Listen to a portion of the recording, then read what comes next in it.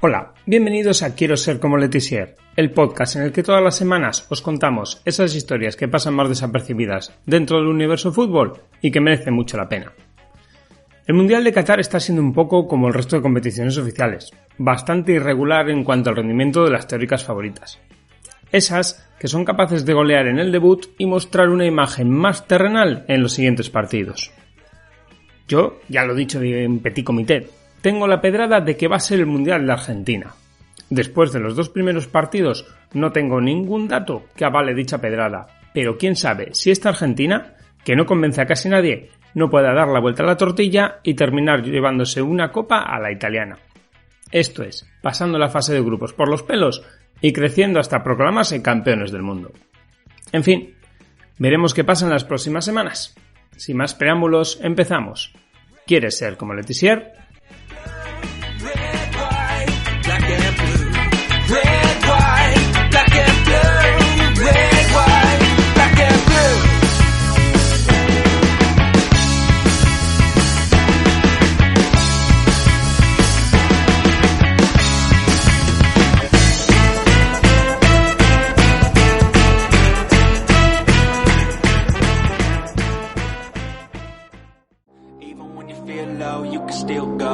Even when you feel slow, you can still go.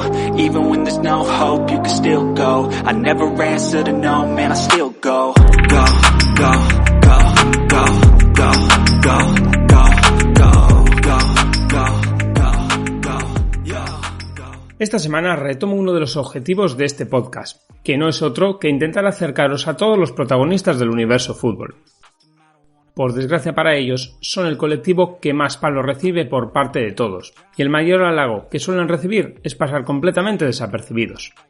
Sí, son los árbitros, y hoy vamos a charlar con uno de ellos para que nos descubra desde qué pasos debe dar uno si se quiere convertir en árbitro, hasta conocer cómo se prepara un árbitro para dirigir un partido. Bajo esta premisa vamos a charlar con Óscar García Manceras, que arbitra desde 2002 y quién mejor que él para dar a conocer el mundo de los árbitros. Hola Óscar, bienvenido a Quiero ser como Letizier para charlar un ratito de fútbol. Muchas gracias, muy buenas. Bien, a modo de introducción un poquito, no sé, cuéntanos algo de ti. Yo sé que eres periodista, aunque no ejerzas, entrenador de fútbol, también árbitro. Sí, bueno, yo le doy al fútbol desde todos los ángulos, podríamos decir, y entonces pues suelo decir que tengo una opinión bastante formada en el sentido de que he estado como jugador, sigo estando como árbitro, estoy como entrenador de fútbol, soy periodista y aunque ahora mismo no estoy trabajando como tal, he estado cubriendo partidos de fútbol, o sea que prácticamente menos presidente de un club, pues he estado de todo. Entonces más o menos pues tengo un amplio bagaje que me hace tener ya cierta experiencia, y como árbitro en concreto pues desde el 2002 árbitro partidos, o sea que ya son 20 añazos ya en los terrenos de juego con el silbato. Pues sí. De esta última faceta que has comentado, la de árbitro, es con la que yo quería hablar contigo. ¿Cómo te dio por el arbitraje? Pues no es que tenga nadie en la familia que fuera árbitro, que me pudiera inculcar pues ese mundillo, sino que me empezó a llamar la atención cuando iba a San Mamés y me fijaba bastante en los árbitros, por dónde se movían, cómo señalaban, qué hacían, y pues alguna vez en un torneo en el colegio pues me dio por ahí la ventolera de ponerme a arbitrar. Y pues ahí me empezó a picar como un poco el gusanillo, y con 14 años pues decidí preguntar en la federación a ver qué había que hacer para ser árbitro. Hice el cursillo y desde entonces. Bien, ya me has introducido a mi siguiente pregunta por pasos. Si yo quisiera dedicarme al mundo del arbitraje, ¿por dónde debería empezar? Bueno, para ser un árbitro de la oficial tendrías que hacer un cursillo a través del la Escuela de Árbitros, que pertenece, es un órgano, el Comité de Árbitros de Vizcaya es un órgano que pertenece a la Federación Vizcaína de Fútbol y organizan anualmente cursos, suelen hacer igual 2 o 3 por temporada en función de las personas que quieran llevarlo a cabo. Y nada, se trata de hacer el curso, que suele durar, pues depende de cómo se estructure, 2-3 meses, con un par de días a la semana, hacer un examen y nada, y se empieza a arbitrar pues lo más abajo, ahora el fútbol 7, ahora incluso pues está dando la opción a gente que no sea del Gran Bilbao, pues poder hacerlo incluso online, aprovechando las nuevas tecnologías, para gente de Duranguesado, por ejemplo, y bueno, es hacer el cursillo y bueno, y empiezas a arbitrar ahí con los más chiquitines, con benjamines y así, poco a poco. ¿Y cómo se va ascendiendo? Empiezas desde abajo con chavalillos, no sé qué, luego pues, irás subiendo cadetes, no sé qué, juveniles. Si uno quisiera, yo qué sé, llegar ahora que estamos con el Mundial, a arbitrar ahí, ¿cómo se va ascendiendo en la escala? La trayectoria de un árbitro en eso es distinta a la de un jugador, porque el árbitro sí o sí tiene que ir pasando por todas las categorías que conocemos. Y un jugador, sin embargo, pues no sé, ahora mismo que estaban por ahí en el Mundial Gavi, Pedri, todos estos, si de repente destacas muchísimo, puedes pasar de una tercera ref, puedes pasar al primer equipo y te has saltado unas cuantas categorías. En el caso de los árbitros, ahora mismo se empieza por lo más bajo, por la base, por el fútbol 7. Poco a poco te van metiendo partidos de infantiles, luego ya pasas al fútbol federado, que pueden ser cadetes y juveniles, y a partir de ahí ya das el saltito a la regional, a las categorías senior, y a partir de ahí, pues todas las categorías que conocemos, tercera, segunda, primera territorial, preferente, división de honor, hasta primera división. ¿Cómo se asciende? Pues son, digamos, se establece una clasificación final a lo largo de la temporada y suben pues en función de las plazas que haya, como si hay pues 3 ascensos, pues 3 árbitros suben. Y es entre exámenes técnicos, que cada temporada te hacen 2 o 3 exámenes sobre reglas de juego, sobre el reglamento, te hacen 2, 3, 4, depende de cómo se estructura la temporada, pues 3, 4 pruebas físicas, que si quieres luego las desarrollamos. Y también hay informadores, que les llamamos nosotros, es gente del comité de árbitros que te va a ver pues unos cuantos partidos y hace un informe sobre tu actuación arbitral y le pone una nota. Luego haces una nota media de esas 3 cosas, exámenes, partidos y pruebas físicas, y se establece una clasificación. Y los que más arriba están, pues en función de las plazas que haya, pues van subiendo. Bien. Has hablado de las pruebas físicas. ¿Cómo son? ¿Son más exigentes que las de un futbolista? Tú que has pasado también, lo has visto desde los dos lados. Las pruebas físicas de árbitros han ido cambiando en los últimos años porque las han intentado más o menos adaptar al trabajo físico que realmente realiza un árbitro. Antiguamente, cuando yo empecé, nos hacían un test de Cooper, pero claro, se decía que eso era, pues eso, correr 12 minutos y tenías que hacer aproximadamente, pues cercanos a los 3 kilómetros, pero se decía, ¿cuándo un árbitro corre 12 minutos seguidos? El trabajo del árbitro en el campo es más explosivo, de repente hay una carrera, paras, vuelves, entonces ha ido cambiando. Luego pues metieron un test de intervalos, que eran pues aceleraciones, parar, frenar durante 20 minutos, luego han metido el 2000 y ahora pues lo que hay son 2 pruebas distintas. Una es de velocidad, que son unas sprints de 40 metros, 6 sprints de 40 metros que hay que hacer en un tiempo determinado. Cada categoría pues cambia un poquito, cuanto más arriba más exigente.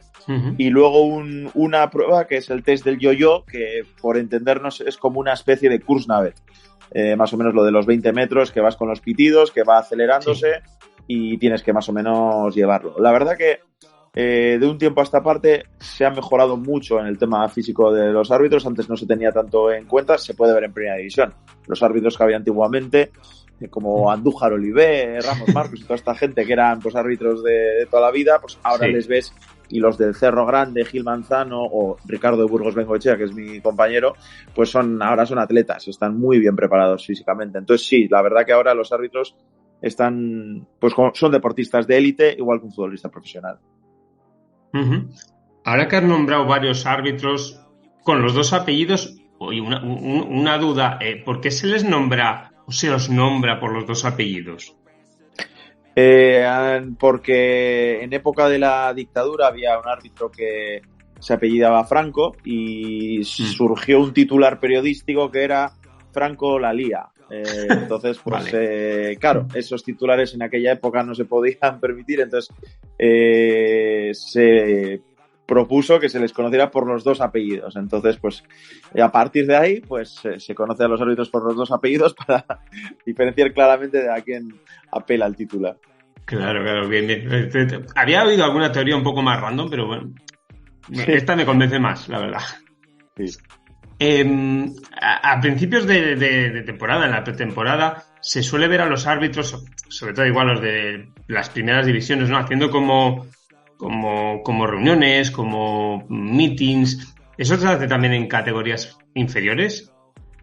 Sí. Lo que se hace en primera división, en segunda y en esas categorías, pues hacen seminarios arbitrales. En primera división les suelen llevar pues a la ciudad del fútbol de Las Rozas. Últimamente pues sí están buscando otras ubicaciones, como este último verano creo que han estado en Huesca, otras veces han estado en Santander y hacen pues como una concentración, como la puede ser de un equipo de un staff de pretemporada. Aquí lo que se hace son reuniones técnicas por categorías. Pues, por ejemplo, en el caso de Vizcaya, pues empiezas con División de Honor, Preferente, Primera, Segunda, el fútbol base, y lo que se trata en ello es, sobre todo, las modificaciones que pueda haber en el reglamento de una temporada a otra, que como siempre, pues el 30 de junio se acaba una temporada, empieza la siguiente, y a veces la FIFA, que es la que hace el reglamento, pues incluye modificaciones, y lo que se hace es transmitir a los árbitros pues esos cambios, y luego también los cambios que haya podido haber en las competiciones a nivel ya territorial, que igual la Federación Vizcaína pues también cambió, por ejemplo, yo qué sé, lo del tema de las sustituciones, que ahora ya hay ventanas también como en primera, pues bueno, son este tipo de reuniones se hacen para informar a los árbitros de todos los cambios que hay en reglas de juego respecto a esa temporada. Esto que me hablas de los cambios que se suelen introducir, que a mí me parece que últimamente cada vez se están introduciendo más. Los árbitros a comienzo de... Aquí tengo dos preguntas. ¿Tenéis la suficiente información a principio de temporada? ¿Y cómo os lleva? ¿Con qué canales contáis? Tienes la reunión esa técnica que normalmente es un instructor que suele ser igual pues algún árbitro de categorías superiores, normalmente con materiales didácticos, te hace una presentación con diapositivas y te enseña vídeos incluso para... Pues yo qué sé, si hay una modificación en cuanto a las polémicas manos, por poner un ejemplo, pues te pone unos cuantos vídeos de cuáles son los criterios o te informa del cambio que haya podido haber y te explica con ejemplos, vídeos, resuelves dudas y luego además nosotros tenemos una intranet por la cual nos mandan también el documento que prepara la FIFA que luego le llega al Comité Técnico de Árbitros, que incluye también pues sus explicaciones y nos hacen llegar esa circular a través de la intranet para que cada uno la podamos leer. Y luego además pues ya está el interés personal de cada árbitro de buscar la información, de mejorarla, yo al final pues bueno, pues interés arbitral, periodístico, pues según van saliendo los cambios me informo de ellos. Entonces para cuando me lo cuentan en septiembre antes de empezar ya me lo sé. Pero bueno, si no, para el que en verano desconecte, pues en septiembre se le explica. Bien. Y la segunda parte de esta pregunta, ¿crees que los aficionados, los periodistas, estamos suficientemente enterados de todos estos cambios? Porque siempre suele haber, sobre todo al principio de temporada, ¿no? En agosto, septiembre suele haber alguna duda con el nuevo reglamento. No, yo siempre digo que creo que, a ver, sí que es cierto que el reglamento del fútbol es extenso, es complicado, pero yo sí suelo decir que es un deporte en el que muchos de sus participantes y seguidores no conocen las reglas de juego. Y por eso luego en los campos se pueden escuchar protestas pues que no tienen sentido y algunas van de la mano de modificaciones que la gente no conoce que se han producido. Ahora todo el mundo pues se fija en el VAR y es lo más mediático, pero hay pequeños cambios que no los conocen tan de primera mano o que no se publicitan tanto y existen y bueno, y se protestan cosas que el árbitro tiene razón. Y entonces hay veces que no se conocen y muchas veces es curioso que te vengan las protestas del propio jugador, que es llamativo en el sentido de decir, oye, te estás dedicándote a un juego en el que qué menos que conocer sus reglas. Ya. Entiendo. ¿A partir de qué categoría suele haber ya asistentes linieres, los antiguos linieres en las bandas, porque arbitrar yo lo veo muy complicado y más estando uno solo. Aquí en categorías senior hay a partir de segunda regional. Uh-huh. Es algo que, bueno, se ha podido mejorar en las últimas temporadas, porque hasta hace no mucho los árbitros solo estaban en división de honor territorial, pero poco a poco, pues bueno, sí que ha habido un aumento de árbitros bastante importante en Vizcaya. Uh-huh. Insuficiente seguramente para todos los partidos que hay centenares de partidos todas las semanas, pero bueno, digo como para meter asistentes, y ahora hay hasta segunda territorial, de segunda territorial hacia arriba. Y en juveniles hay solo de Liga Nacional Juvenil hacia arriba, es decir, que por ejemplo Liga Vasca ya no tendría asistentes. Ya. ¿Cuánto cobra un árbitro? Es una pregunta un poco tal, pero más o menos, ¿cuánto cobra un árbitro por partido? ¿O cómo funciona eso? ¿En categorías profesionales o territoriales te refieres? Las dos. A ver, también un poquito, me imagino que el salto será importante. Sí, a ver, el salto se produce sobre todo de categoría territorial a nacional. El salto aquí, en este caso, sería de división de honor regional a tercera división. En tercera división hay un saltito y ya se empieza a cobrar un poquito bien, pues para lo que es arbitrar un partido. El fútbol profesional, la verdad que las cifras se me escapan, porque sí que cobran pues muy bien. Además, ahora mismo con el VAR, pues los que hacen videoarbitraje, pues al final están ingresando más. Tienen además, ahora ya son profesionales, tienen un sueldo fijo, tienen ingresos por publicidad, entonces esos van aparte. Esa dedicación exclusiva que no hace más que viajar, pues se paga. Y a partir de ahí hacia abajo, pues depende de la categoría. Por arbitrar se da desde que arbitras un Benjamín, que se cobran 15 euros por arbitrar un Benjamín, a un cadete que rondas los 30, o depende, vas subiendo a un regional que pueden ser los 60 euros. Por ahí, pues depende. Sí que es cierto que quizás comparado con otras comunidades autónomas, pues no es Vizcaya de las que más elevado pague, pero bueno, cada uno tiene sus precios y bueno, yo sí que en esto sí que me gustaría decir que yo pienso que sí que es cierto que hay muchos chavalillos que igual lo primero que les motiva es ganarse un dinerito, pero el que lleva muchos años no lo hace por el dinero, porque realmente cobrar 20, 25, 30 euros por un partido al cual igual estás dedicando desde que sales de casa hasta que vuelves, pues igual le dedicas 5 o 6 horas, pues por 20, 25 euros, pues tú me dirás, para que luego te digan de todo. Entonces a veces, pues bueno, es un aliciente, por supuesto, si no iría nadie, pero que tampoco lo haces por el dinero, porque sabes que en ir hasta, yo qué sé, hasta Lekeitio a hacer un partido, que tienes que ir una hora antes, tal, no sé qué, pues realmente no es que te vayas a hacer de oro. Entonces por eso también hay mucha gente que lo acaba dejando. Entonces, Ya. Y me has dicho que hay diferencias entre Vizcaya y otras provincias.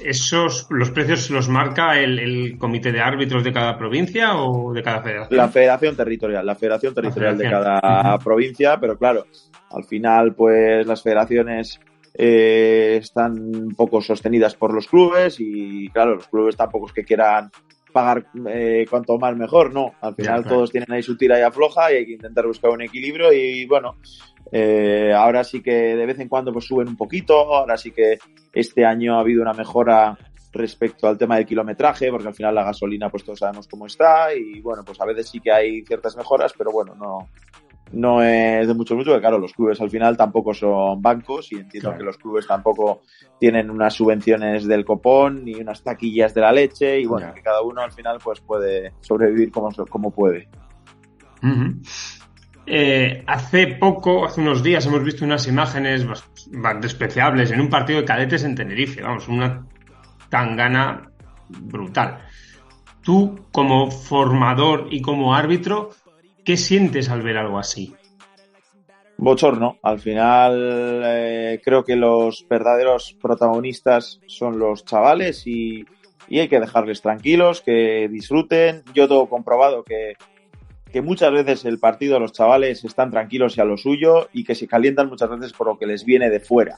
Entonces creo que hay que dejarles tranquilos. Yo precisamente el otro día en mi cuenta de Twitter pues comentaba como anécdota un pasaje que me sucedió a mí este fin de semana y fue algo así, que hubo una protesta desde la grada y y uno de los propios jugadores me dijo, tranquilo árbitro, ni caso, lo estás haciendo bien, y el rival, que eran sus padres, del equipo, los padres de su equipo, decía eso, dice, es que parece que vienen a insultar y a ver si nos calentamos los del campo y tal, y me llamó la atención la reflexión porque la hizo un chaval que era menor de edad, y es que es verdad, o sea, es que hay que dejarles jugar tranquilos, nadie, el 0,1% se va a acabar ganando la vida con esto, venimos a hacer deporte, a disfrutar, entonces cuando ves gente que en un partido de cadetes, de infantiles, que no nos jugamos millones, pues acaban en esas circunstancias, pues te abochornas, como no puede ser de otra manera.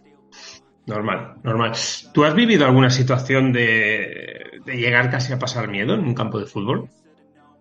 Sí, a ver, yo ahora sí que con la experiencia, pues como todo, llevo mejores partidos y hace muchos años que no he sentido miedo en un campo, pero sí que lo he llegado a sentir, y bueno, porque al final pues te dicen de todo, la gente se te acerca mucho, por ejemplo cuando estás de árbitro asistente que estás muy cerquita de la banda, la gente se te acerca, al final cuando tú, claro, estás de espaldas al público, les escuchas, alguno igual tiene el paraguas en la mano, notas que te están tirando algo, y estás ahí un poco a veces con miedo de decir, ostras, como a alguno se le vaya a la olla y me tire yo que sé qué, el paraguas a la cabeza, o una botella, o un no sé qué, y al final sí que estás con un poquito de miedo, alguna vez pues igual saliendo de algún campo, que hay gente igual que está afuera, sí que hay situaciones desagradables que a veces te hacen replantearte, decir, ¿realmente merece esto la pena? Pero bueno, suele ganar pues que estamos porque nos gusta y bueno, pues son las menos, pero sí lo he llegado a pasar, sí. ¿A ti te gustaría que en España los árbitros llevasen micrófono como hacen en el fútbol americano en Estados Unidos, que explican todas las decisiones? No sería igual, no podría ser igual, porque en Estados Unidos el fútbol americano pues eso se separa mucho y tal, pero sin llegar a eso, yo qué sé, que se diesen experiencias como ha habido en la ACB hace poco con los árbitros que lleven micro, para saber realmente cómo es ese trato, esa relación entre el árbitro y el futbolista. Ha habido algunos reportajes sobre ello y se ha conocido, o sea, existe, el experimento existe.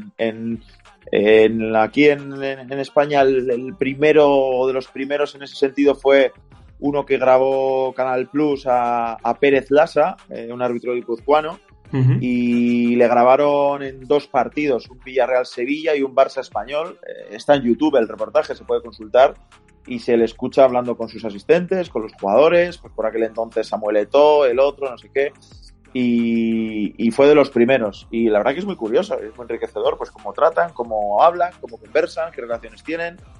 Y luego pues ha habido más reportajes, la UEFA sacó uno la temporada pasada con la Champions, y también con todos los árbitros internacionales, también salía alguno español, cómo hablaban en Champions y demás, o sea que sí que hay experimentos acerca de ellos sobre las relaciones de los árbitros y los jugadores, o sea que en el fútbol también se ha hecho, los de la ACB ya lo he visto alguna vez, también están muy bien, y en el fútbol también ha habido, y bueno, yo me los veo todos y están muy interesantes.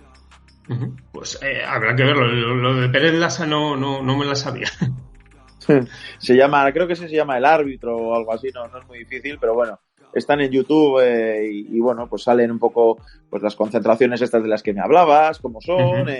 Evidentemente, claro, ese reportaje ya tiene unos años, pues eso, te estoy hablando de todo en el Barça y así, pero bueno, poco a poco han ido saliendo cosas y bueno, y luego el día después saca muchos reportajes que se fijan los árbitros y en las conversaciones con los jugadores. Bueno, pero bueno, eso sí que es más lectura de labios. Estos reportajes es que se le pone un micro al árbitro, todas las conversaciones que ahora hay por pinganillos es fácil, todas están grabadas, todas se graban porque el comité tiene todas esas grabaciones y no son difíciles publicarlas, vamos, cuando eso en las reuniones que a veces tiene el comité técnico de árbitros, que hace ruedas de prensa habitualmente, alguna vez ya pone parte de jugadas de esas para que la gente vea cómo se trabaja y cómo es la conversación entre jugadores, entre árbitros, algunas ya han hecho públicas.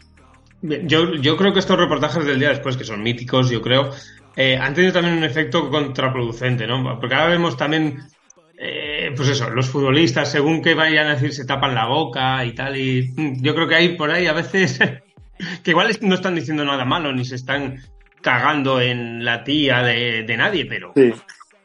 Sí, igual quizás a veces también, pues porque sacas una frase y a veces si está sacada de contexto, si no sabes en qué momento se está pronunciando, pues a veces igual se ha sacado un poquito de contexto y algún jugador dice, mira, yo ya no me la juego porque le he podido, un árbitro igual de repente le coges una frase un poco cortante y dices, joder, qué borde el árbitro. Hombre, ya, pero igual ese jugador le está dando la brasa durante todo el partido y claro, tú solo has sacado cuando el árbitro le dice, oye, eres un pesado, déjame en paz.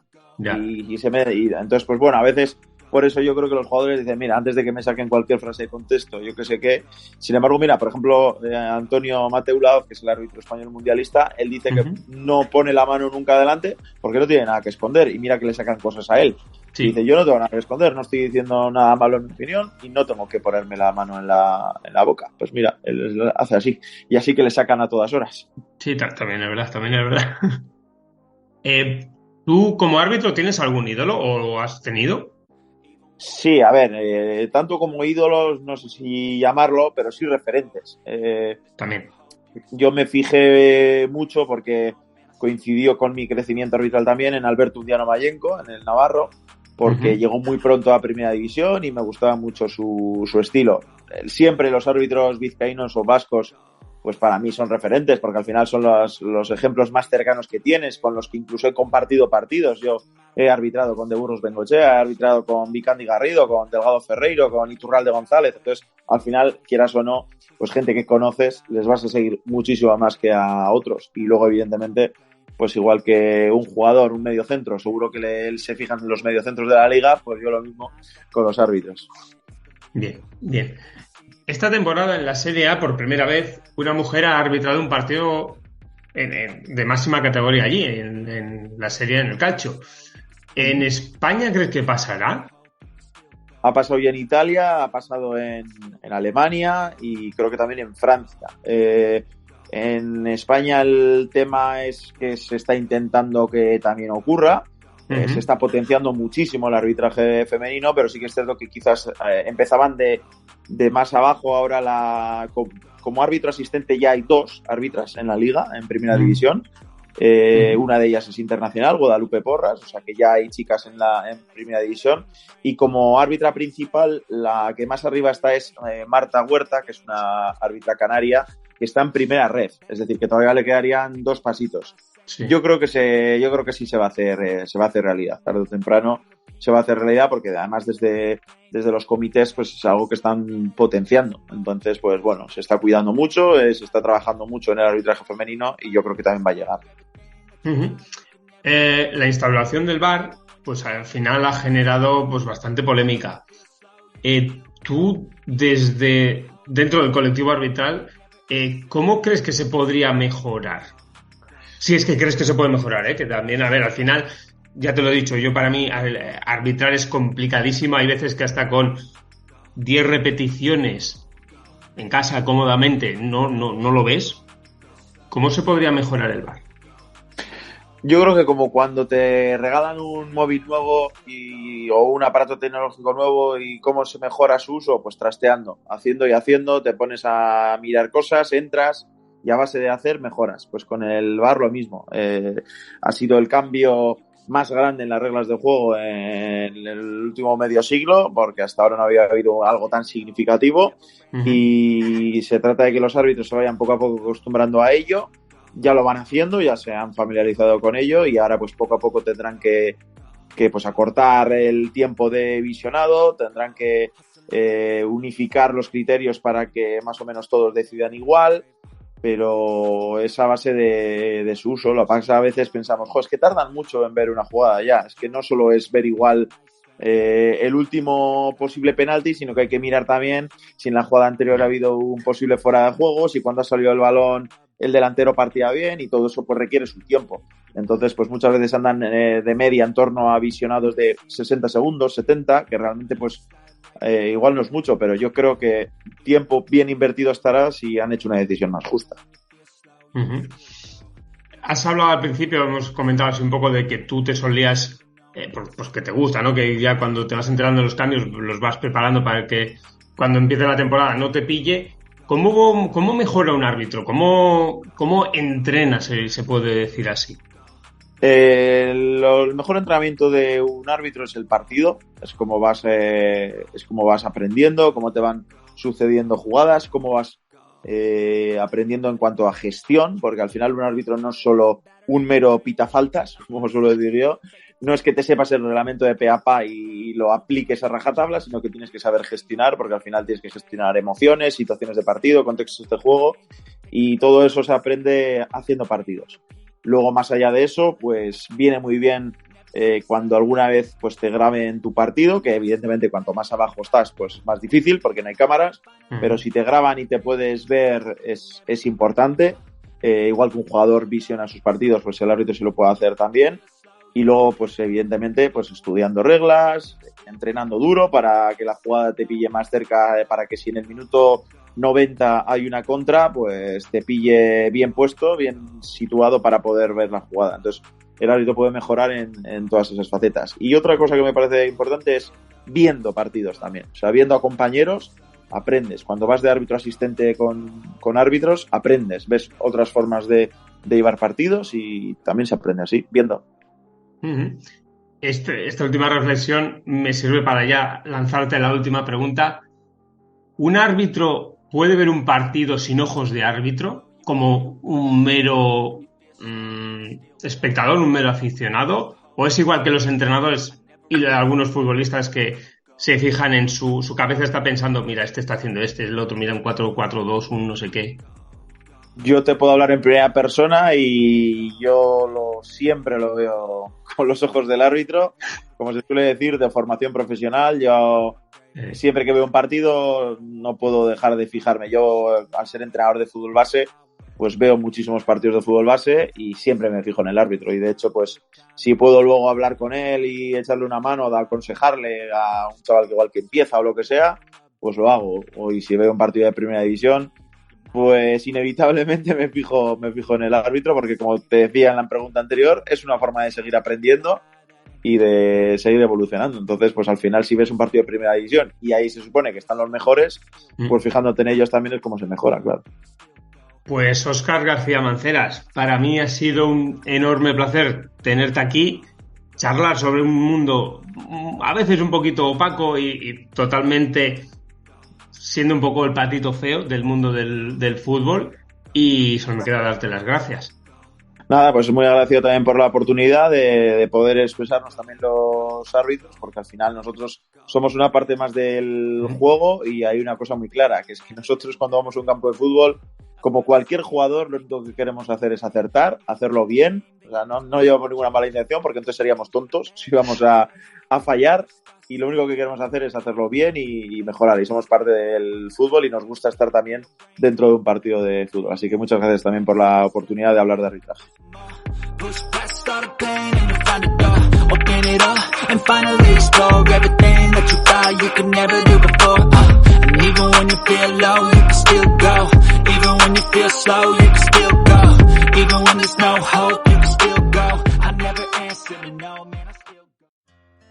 There's a cell phone tucked under your pillow. It makes me jump sleep. And it doesn't do a thing for growth, hormones or dreams.